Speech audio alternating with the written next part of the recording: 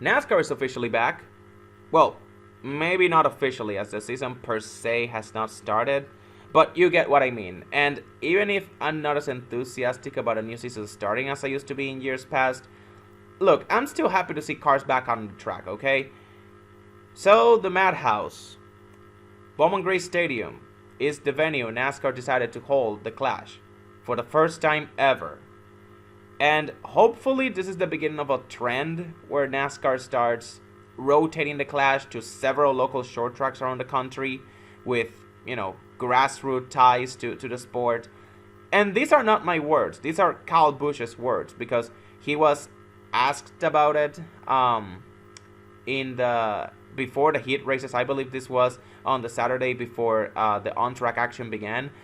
But you guys should know, I have been of that opinion for quite a while now, that if you're going to move the Clash away from Daytona, you should turn it into a rotating venue. Like, Bowman Gray was great, it was crazy, but it should be a one-and-done thing. I would rather have it be a one-and-done thing, and I would rather want NASCAR to explore other racing venues and not just limit themselves to that one local short track. So I agree 100% with Kyle Busch here, especially since the turnout was massive. It was a packed crowd, the tickets were sold out. It was a huge contrast when compared to the LA Coliseum the past 3 years. And that's because NASCAR fans are grassroots fans, first and foremost. If there's one thing they love more than NASCAR, it's showing support to their local short tracks and their track champions. And again, this is exactly what NASCAR needs to do in order to regain notoriety and possibly get back on mainstream media. It's to cater to those groups of fans that they know will more easily fill seats. The local short track fan, it's more likely to fill a seat at a NASCAR race. They're more likely to go to a NASCAR race than a casual fan, than some casual race fan. And this weekend as a whole was pretty interesting too, because I thought it was going to be a full-on wreckfest, as, the track's name implies. But it ended up featuring a fine mix of typical Bowman Gray moments, mixed with some clean action under green. And this was exemplified best during the heat races on Saturday. Because while the second and third heat races were clean and uneventful, the same cannot be said for the other two heats. The first heat, for example, it had 3 cautions within the first 10 laps. Most of that owing to the fact that there was a 3-way slugfest between Kyle Busch, Noah Gragson, and Justin Haley that lasted the first couple of laps. And then also Austin Dillon and Josh Berry had their own thing going on later on. As for the fourth heat, that followed a similar trend. We saw Custer and Allmendinger beating and banging, which culminated with Allmendinger wrecking after squeezing Custer up the turn 4 wall. And then on the ensuing restart, when John Hunter moved Ryan Preece out of the way, and Preece retaliated by sending the 42 into the wall hard. A little overboard, yeah, but hey, that's Bowman Gray for you. All's fair.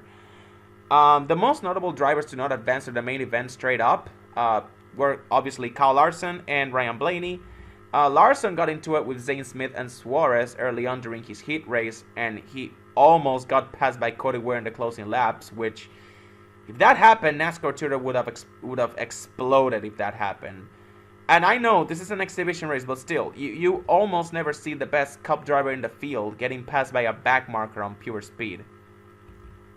As for Ryan Blaney, he started up front during his heat race, but then he got used up by Ross Chastain and Noah Gragson. He dropped back a few spots, and he ended up becoming a casualty of the Austin Dillon Josh Berry debacle. Now, no caution came out for that, but even if the caution did come out, it wouldn't have helped any because Blaney got a massive tire rub out of that, which really took away his speed and made him a non-factor for the rest of that heat. That being said, because Logano, his teammate, advanced to the main event already, Blaney was guaranteed to be on the main event no matter what happened, because the final spot on the grid is a provisional. It's awarded to the highest driver in points last season that is not yet locked in. And since Blaney was runner-up, and Logano, the defending champion, already locked himself in through the heat races, this essentially meant that no matter what happened, Ryan Blaney was guaranteed to be on the main event. So on that same token, the biggest surprise of the heat races was RFK Racing. I mentioned Ryan Preece earlier when he got into it with John Hunter, but what I didn't mention was that all three RFK cars, they finished each of the respective heat races in the top three.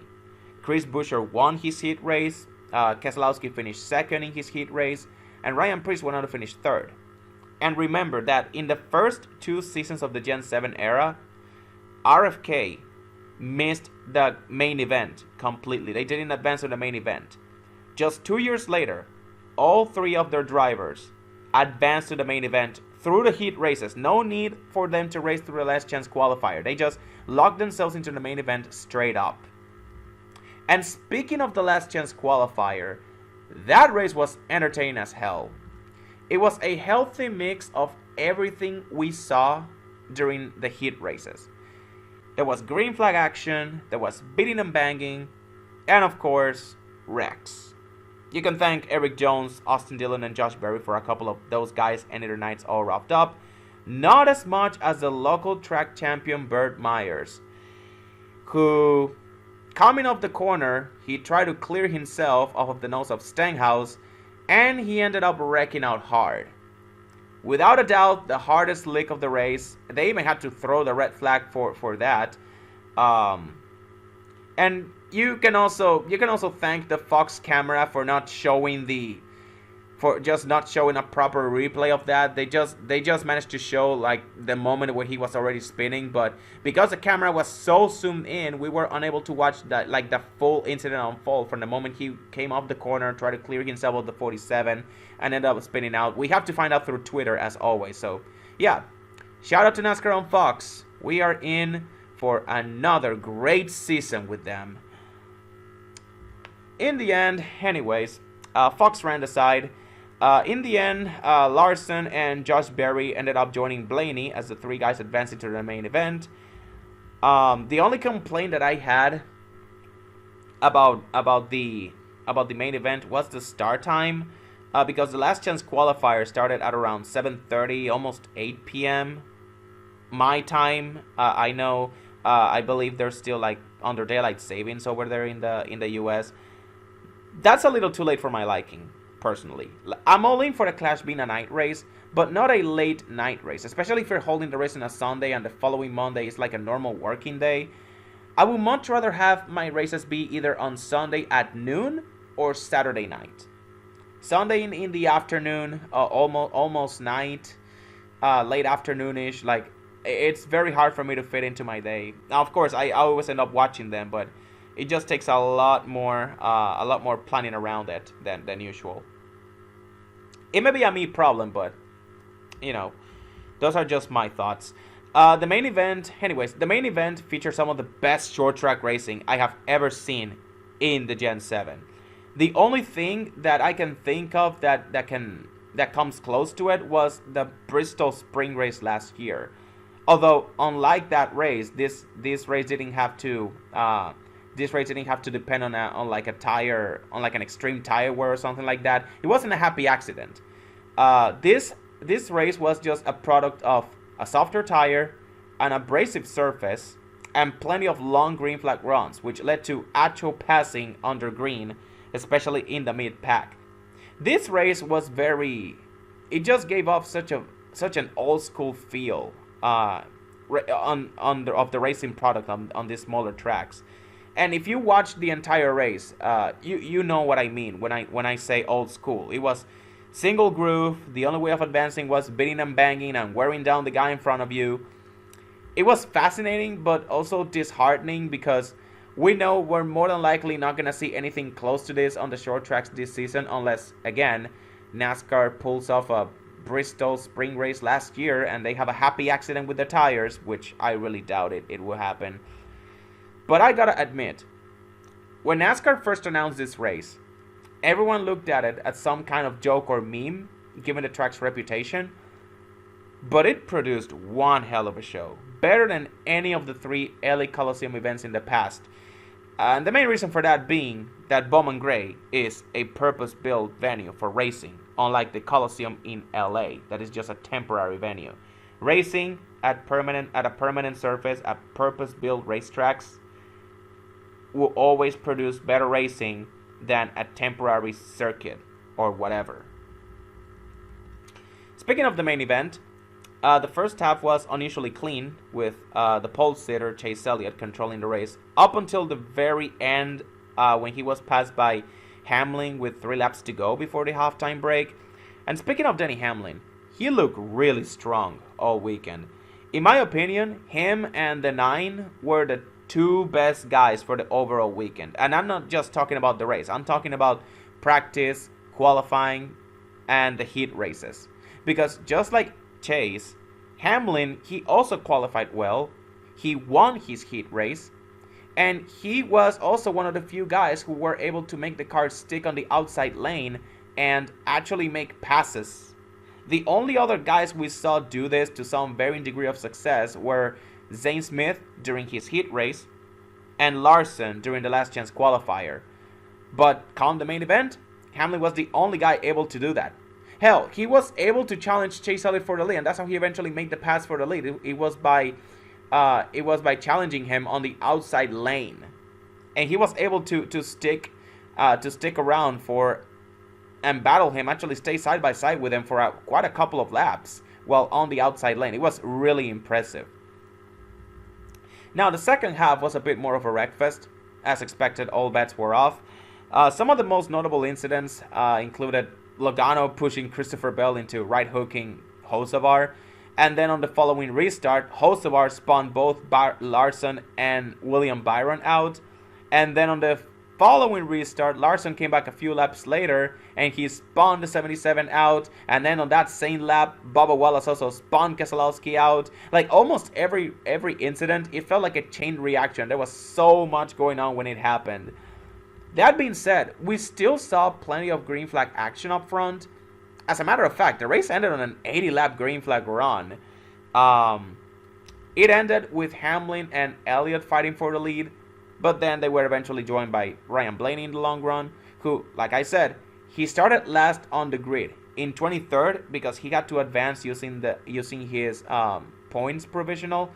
He methodically worked his way up to 3rd with 50 to go.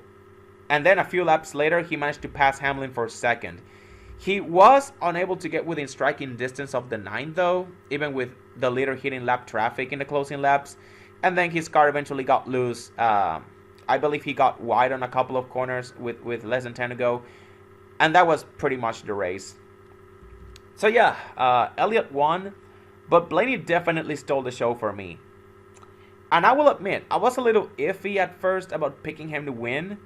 Because Blaney was my pick to win. And despite how shaky he looked during the heat races in the last chance qualifier, I am so glad that I stuck with him as my pick for better or for worse. Like, he may not have won. But finishing 2nd after starting dead last is as close as it gets to a win. So I will happily take it. Another guy who really surprised me was SVG. He finished 9th in his first ever taste of local short track racing, and more than just the finishing position. He actually ran the top 10 for a good portion of the race, especially in the second half. During that long green flag run, he was able to stay in the top 10 and actually fight guys for and defend his position. He didn't just back into the top 10. He didn't just luck into it. No, he actually stayed in the top 10. He was legit top 10 on speed. So I was definitely really impressed with SVG on this race. Other drivers that really caught my attention were Chase Elliott's teammates over at Hendrick, because while Elliott ran away with the win, his teammates all finished 1 lap down after getting involved in various incidents throughout the race. I already mentioned Larson and Byron when they got spun out by Hocevar. They finished 17th and 18th. Alex Bowman finished right there in 19th. So yeah, all 3 Hendrick drivers, they finished right next to each other, 1 lap down. Alex Bowman, now that I think about it, I believe I caught a glimpse of him getting spun out during the whole when Bubba spun Keselowski and Larson came back to spin Hocevar. I believe I caught a glimpse of Bubba Wallace getting spun out, so maybe that's where he lost all of his track position that he couldn't that he couldn't come back from. He couldn't recover. Again, I could be wrong, but if I'm wrong, then you can just blame the Fox camera angles, because they were atrocious. Even at a short track, they just missed a lot of things, a lot of action, because they just love zooming in on the cars, and they just love panning away from the crowd for whatever reason. Anyways, the RFK guys were also kind of disappointing after how great they looked in the heat races. They started with their 3 guys in the top 12, also 2 of them in the top 5, those being Buescher in 3rd and Keselowski in 5th, and they ran pretty well in the first half. But then the second half, stuff happened. I mentioned Brad getting spawned by Bubba Wallace in the second half, but Chris Buescher, after running in the top 5 for the first half of the race, his car just didn't have the long run speed to keep up the rest of the way, and he ended up finishing 10th. And Ryan Preece was just stuck on neutral the entire race. He ran mid-pack from start to finish, and I swear, every time I looked at the running order, he was either 11th or 12th. And this was a 23 car field, so yeah, literal middle of the pack for Ryan Preece. Another guy that was all over the place was Kyle Busch. He spent most of the race either 1 or 2 laps down after getting spun out by none other than Noah Gragson, his best friend, on just lap 20. I believe that was the first caution of the race. Yeah, it was. Just 20 laps in, Kyle Busch gets spun out by the same guy that gave him fits during his hit race. Who knew? In the end, he finished in 15th, a lap down.